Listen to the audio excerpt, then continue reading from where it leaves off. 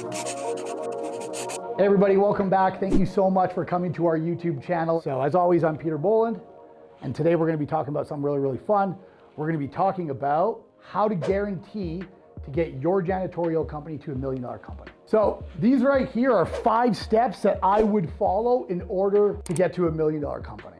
Okay, the first thing, and you'll see this with any single thing that I put, what's step 1 of anything, is commit. If you don't have enough commitment to go into it and you're not all in, burn the bridges down behind you, ready to keep moving forward, what's gonna happen is when you start hitting a little bit of adversity, if you have this backup plan, your attention is going to start to drift to this backup plan, and it's going to take you off your commitment. And if you get taken off the commitment, your energy is not going to go into to keep doing it correctly. We have sales guys here, and I tell people, I'm like, listen, if they're a toe out of wanting to do sales, a toe out, they're like, I just don't know if I want to be here anymore. Eventually that toe becomes a foot, that foot becomes a leg, then it becomes both legs, and before we know it, that person is sabotaging our culture. So that's why with people here, we need them all in, drinking the Kool-Aid, over-promising, over-delivering, or it doesn't work out here. So you have to have that commitment, and you got to get that commitment to yourself.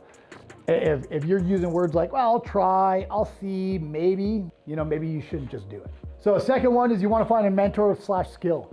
So why do I say mentor/skill? Is because your mentor is actually going to give you your skill. You come to me, I could give you the skill of sales and everything of how to do it. You just need to duplicate it and model, mimic, and master it. I could give you how to write contracts. I could give you how to build a company, hire employees.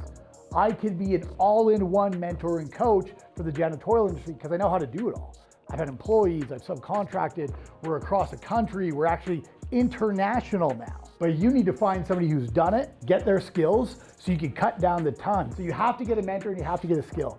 If you don't get new skills and you're an employee right now making $15 an hour, you're going to start a business with skills that are $15 an hour of an employee. I am trying to get to a $40 million janitorial company. I can't get to a $40 million janitorial company with the skill sets of a leader at a $7 million janitorial company. I need to pay people for their knowledge to get there. So don't be a $15 an hour employee and think that you're just gonna grit your way and figure it out. Maybe you can, but it's gonna take you a lot of time and money, far more than it would have been to just invest in it. Okay, so after you have a skill set and you start going out and applying it and it's working, then you have to repeat successful actions. Because if you don't, you're gonna lose the momentum of it. I have done this a few times where I'm like, oh, okay, I'm not gonna keep doing sales, I'm gonna start these other companies, and all of a sudden next year my company's stagnant for a year.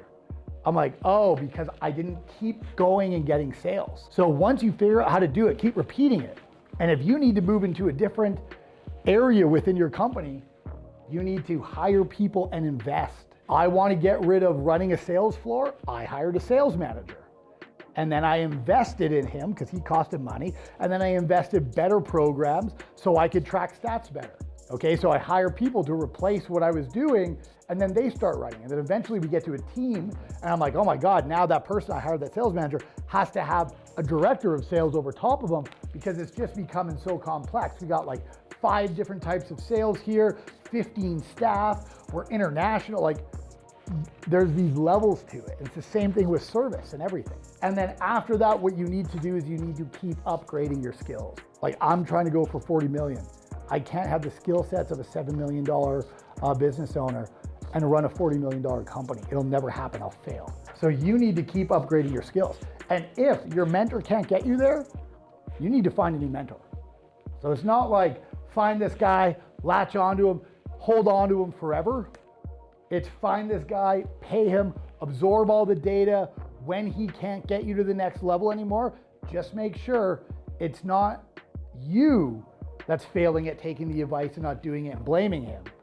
But if you're following all his advice and you're at that level and he's got no new stuff for you, then you need to go find a new mentor.